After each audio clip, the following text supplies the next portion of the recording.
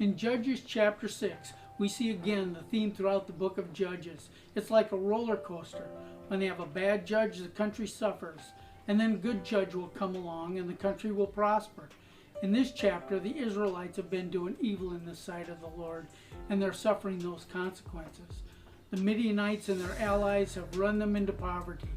They have nothing, and they've been reduced to living in caves and dens made for themselves in the mountains.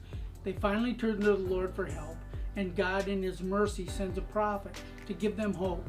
Even an angel of the Lord appears to Gideon and appoints him as general to lead the Israelites to victory.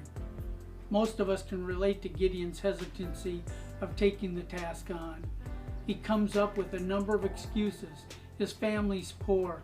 He's the least in his family's house. I believe I read that means he was the shortest in the family.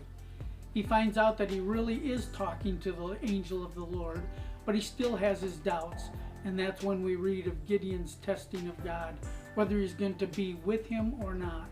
He puts a fleece house, and he asks God to put dew only on the fleece in the morning, and the ground all around it to be dry.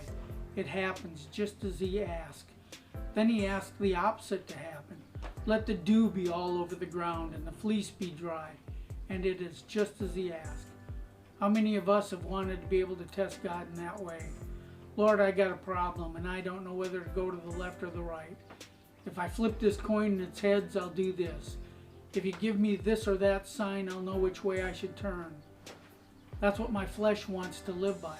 I don't want to have to question any decision that I make, knowing that I'll always make the right decision and I can be guaranteed a wonderful outcome. Our life isn't like that. We must depend on faith, as it says in Proverbs chapter 3, verses 5 and 6. Trust in the Lord with all my heart, and lean not on my own understanding, but acknowledge Him in all things, and He'll direct my path.